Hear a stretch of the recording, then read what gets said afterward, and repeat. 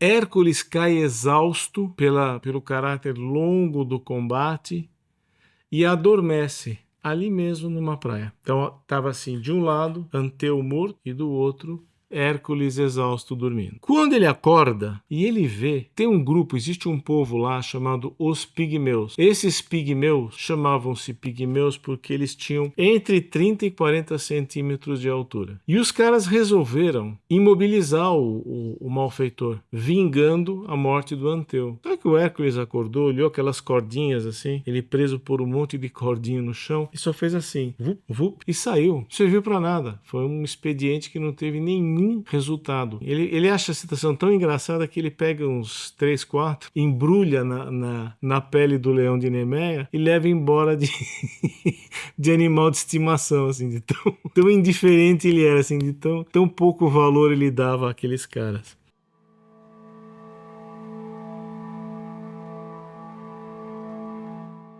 Olá, tudo bem? Muito obrigado por se juntar a nós nesse nosso novo vídeo em que nós seguimos explorando as aventuras, os trabalhos do herói grego Hércules, né?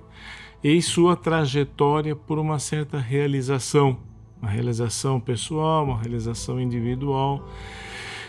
Se você está pegando essa sequência neste vídeo, esse é o seu primeiro vídeo, eu sugiro que imediatamente após ver esse, você vá ao nosso canal, inscreva-se lá e tenha acesso a toda a série de vídeos sobre os trabalhos de Hércules e com a ênfase naquilo que houve com Hércules e que pode nos ajudar a lidar com mais sabedoria, com mais disponibilidade para as dificuldades que nós enfrentamos no nosso dia a dia.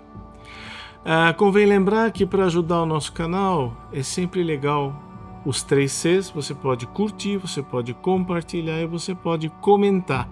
Essas 3 iniciativas sempre fortalecem o nosso algoritmo. Segundo alguns blogueiros e pessoas envolvidas em canais, diz que aproximadamente 40% das pessoas assistem e não dão um like. Então, por favor, a gente pede encarecidamente porque isso ajuda o algoritmo e com isso a gente consegue produzir material de qualidade cada vez melhor. A outra coisa é que de vez em quando vai aparecer um QR Code, vai aparecer uma chave Pix no decorrer do vídeo. Ali você pode, se você gostar do nosso conteúdo, você pode dar fazer uma contribuição que nos ajuda a manter e sustentar esse trabalho, que é um trabalho bastante complexo. Tá? Então, muito obrigado aí pela atenção. Agora nós vamos então para o assunto de hoje, da nossa sequência, que é Hércules se torna o apanhador de frutas, ou ele está às voltas com os pomos de ouro do Jardim das Hespérides. Vamos começar então.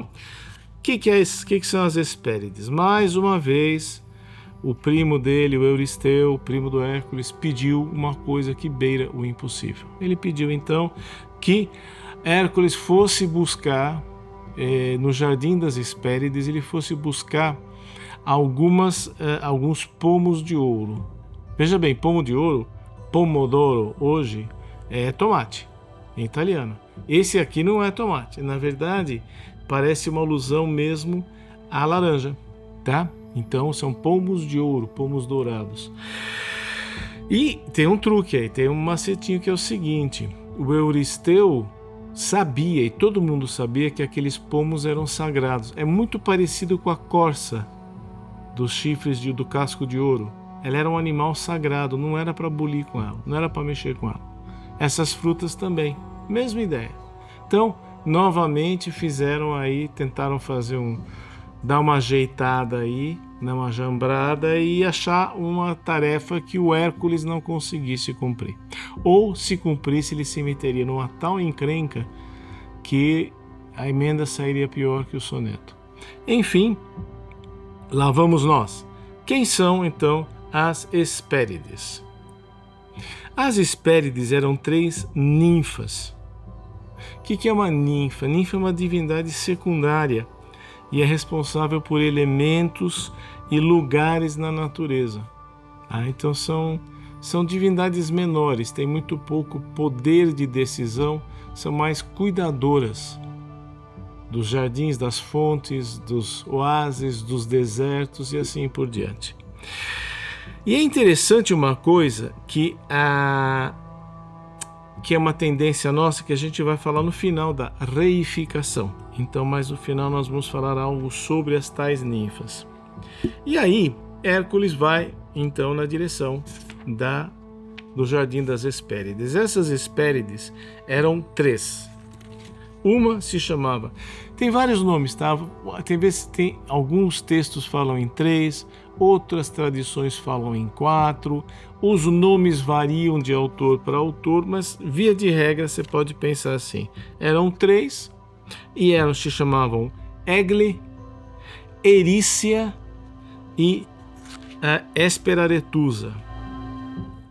Então significaria brilhante, vermelha e a do poente. Então, novamente, na direção em que o sol se põe no oeste, e é curioso nesse ponto porque muitas tradições humanas, muitos sistemas de pensamento humanos falam no sol poente como o final, né? O ocaso, acabou. Ao passo que, na verdade, o sol se pôr é, na verdade, o início do próximo dia. É simplesmente o fim desse. A gente sempre, esse acabou, é verdade. Mas o próximo chegou. Não é que vai chegar, chegou. Começa com noite. Os judeus têm suas tradições de jejum a partir das 18 horas de sexta-feira. O jejum, não sei o que tal, é durante o dia, durante o sábado. Mas começa, por exemplo, se eu não me engano, começa às 6 da tarde de uma sexta. Então, sexta-feira, 8 da noite, já é sábado. Essa é a ideia da continuidade. O fim é o começo e o começo é o fim. Tá? Mas o fato é que nesses últimos trabalhos aí, Hércules começa a ir bastante pro ocidente europeu, né? E indo para lá e procurando o Jardim das Hespérides, ele tem que encontrar o Jardim das Hespérides e tudo, ele tromba em Prometeu. Lembra do Prometeu? Prometeu a gente até falou aqui. Prometeu é um cara que lá atrás ele pregava era um mortal que pregava várias peças nos mortais, nos deuses. Ele tinha a ver com um fauno, um sátiro que desceu do céu e foi acolhido por um rei. Depois vocês procurem lá nos nossos vídeos, você vai encontrar referência a ele. E Prometeu foi dado um castigo. Lá pelas tantas, cansado das travessuras de Prometeu, Zeus o amarrou numa pedra e o proibiu de sair daquela pedra para todo o sempre.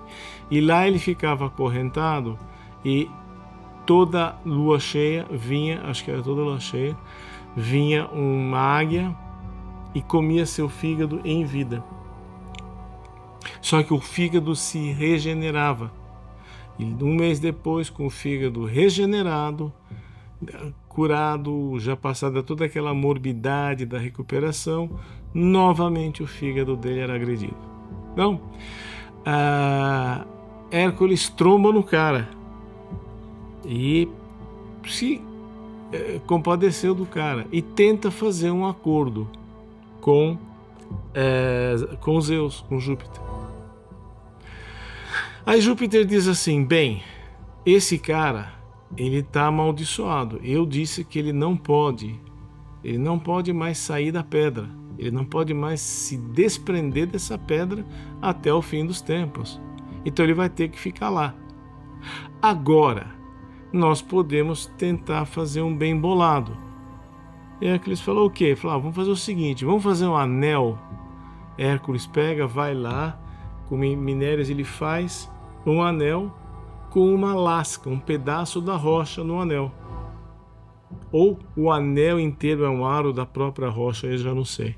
Mas eu sei que ele coloca o anel e ele é liberto de sua maldição desde que o anel ele use o anel, porque estando com o anel, ele está em contato com a rocha. Então, através de uma solução de compromisso, através de um acordo, foi possível aliviar a maldição de Prometeu. Prometeu continuava maldito, ele tirasse aquele anel, ele imediatamente seria fulminado.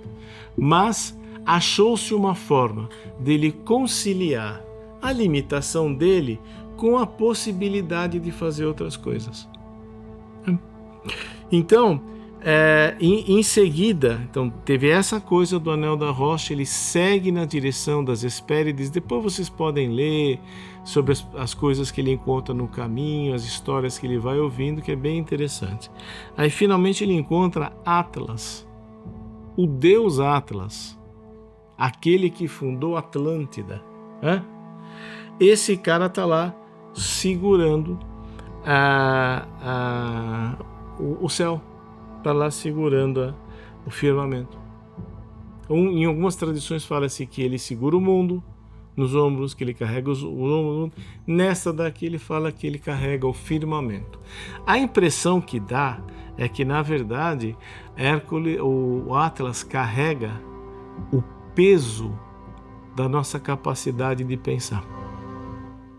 A coisa difícil de aguentar, de suportar, é o volume de coisas que a gente aprende. É o volume de coisas que a gente sabe. É o volume de habilidades que a gente acumula. Isto é um peso. E se nós não tomarmos cuidado, nós podemos passar a nossa vida apenas suportando o peso disso tudo. Não é fácil ser humano. Essa é a grande lição de Atlas. Não é fácil carregar tudo o que eu sei, carregar toda a responsabilidade que isto gera em mim e ser ético. Não. Ser humano é complicado, não é simplesinho não, viu? Aí o Atlas propõe uma coisa, fala assim, olha, vamos fazer o seguinte, se me substitui a dica do Prometeu, põe o Atlas para coletar os frutos, porque o Atlas é um deus. Aí você vai pegar fruto proibido, que são frutos que você não pode roubar, mas o Atlas, sendo Deus, ele pode roubar. Aí o Hércules cai nessa. O Hércules fala, tá bom, e o Atlas falou, perfeito, fechou. Você ficar aí segurando o mundo para mim, e eu vou lá pegar os frutos para você. Só que aí o Atlas começa a dar sinais de que ele está gostando demais da troca. E aí ele vem para Hércules e tenta ludibriá-lo. E vira para ele e fala, olha, estava pensando bem, talvez você pudesse ficar aí no meu lugar. Não, você é mais novo, não sei o que, não sei o que. Aí o Hércules vira e fala assim, não, você é a única pessoa indicada. Ele responde isso para Atlas. Não tem jeito. Eu posso substituir um pouco, mas a pessoa indicada para suportar isso daí é você. Por fim, isto constrange Atlas a voltar ao seu lugar de sustentador do mundo. E, um pouquinho antes, tem mais uma lição, Hércules ficou de frente com o sustentador do firmamento. Mas ele também fica diante do filho, né, de Gaia, da terra, e que sustenta o chão. Ele era um gigante extremamente forte, ele estava diante do jardim e ele não permitia que Hércules adentrasse o jardim para pegar os frutos. Então, não deu certo com Atlas, então agora vai tentar com... E Anteu vem. Só que Anteu era o seguinte, ele era o filho de Gaia, ele punha os pés no chão, ele tinha uma força fabulosa. Se tirava ele do chão, ele ficava fraco. E o Hércules brigou com o cara, brigou, até que ele se tocou. Daí o que ele fez? Hércules pegou o cara pela cintura e levantou. Ele levantou o cara pela cintura, os pés do Anteu perderam contato com a terra. Anteu ficou vulnerável e começou a sufocar. E sufocou até morrer. E ele morre, e isto foi depois de mais algumas horas de combate. Hércules cai exausto pelo caráter longo do combate e adormece ali mesmo numa praia. Tá? Então estava assim, de um lado Anteu morto e do outro Hércules exausto dormindo. E aí acontece a coisa mais engraçada que existe, que é quando ele acorda, ele olha e ele vê que tem um grupo, existe um povo lá chamado os pigmeus. Vocês vão ver a imagem aí. Esses pigmeus chamavam-se pigmeus porque eles tinham entre 30 e 40 centímetros de altura. E os caras resolveram imobilizar o malfeitor, vingando a morte do Anteu. Só que o Hércules acordou, olhou aquelas cordinhas assim, ele preso por um monte de cordinha no chão, e só fez assim, vupt, vupt, e saiu. Não serviu para nada, foi um expediente que não teve nenhum resultado, dando a impressão dos pigmeus, coitadinhos, sendo patéticos. A palavra pateta parece quer dizer um bobo, um burro, um tolo, mas o patético muitas vezes quer dizer fraco. Você pega a sinfonia do Tchaikovsky, La Pathétique, não tem nada de boba, ela tem de suave, serena, lenta, sem agredir. Isso é o patético. O patético, então, é o fraco, é o tíbio, é o friável. E isso é o que eles eram, patéticos. Por fim, ele acha a situação tão engraçada que ele pega uns 3, 4, embrulha na pele do leão de Nemeia e leva embora de animal de estimação, assim, de tão indiferente ele era, assim, de tão pouco valor ele dava àqueles caras. Importante dizer, estes pigmeus, obviamente, não tem nada a ver com aqueles povos centro-africanos, habitantes da floresta, e que são caçadores-coletores e seguem tradições há muitos e muitos e muitos milênios. Não. Esses caras são obosquímonos, hotentotes, tem outros nomes, Wap, tem vários, eles se chamam por várias etnias e têm em comum isso aí, eles são habitantes da floresta densa, eles não são da pradaria, eles não são da savana, eles não veem elefante, girafa, não, eles veem presas animaizinhos pequenininhos e larva de inseto, peixinho, um monte de coisa que eles comem, tá? Esses não tem nada a ver.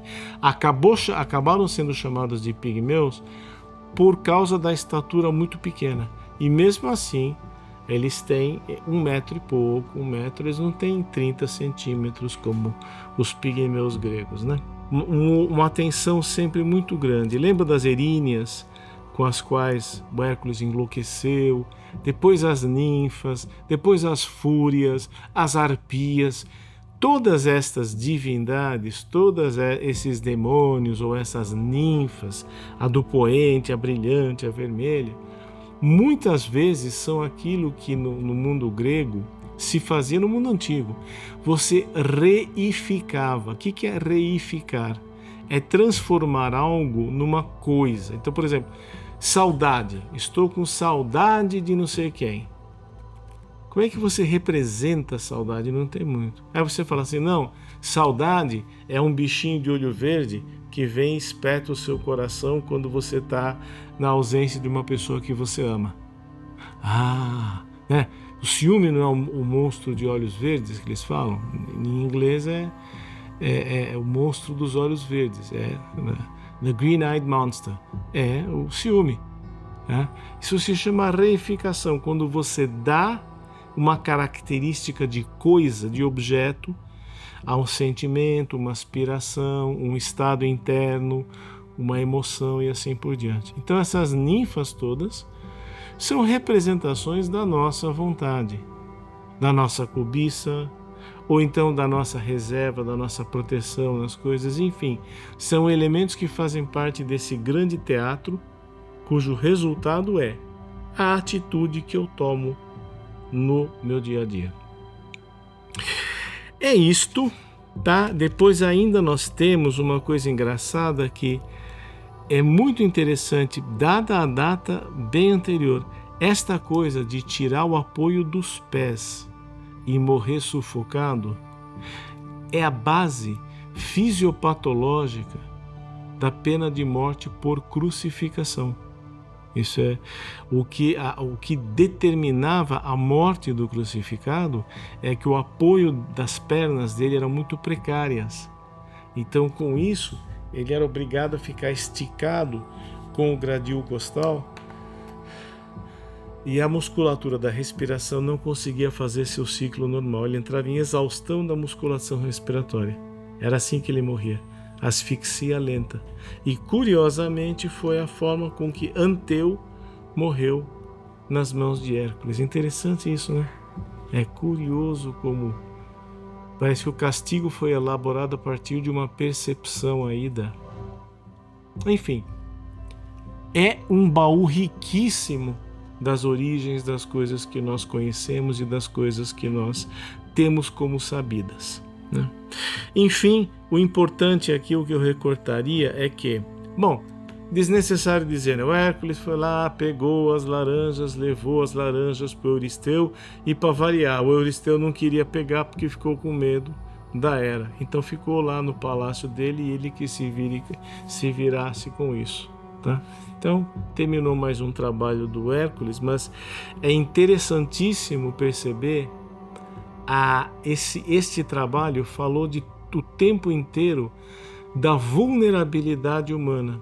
Teve uma parte que eu não citei, mas existe um deus chamado Nereu, que aparece para Hércules, como um leão feroz, avança nele, depois vira uma serpente fortíssima. Hércules pega a serpente e a serpente vira uma coluna de fogo e o Hércules embrulha na capa do leão, na pele do leão de Nemeia. E aí, depois disso tudo, o Nereu dá uma risada e fala assim: ó, eu gostei de você, gostei de cara que não tem medo. Era uma brincadeira. E eu estou me lembrando aqui de um caso que Jacques Lacan descreveu, do menininho que levou uma palmada do pai.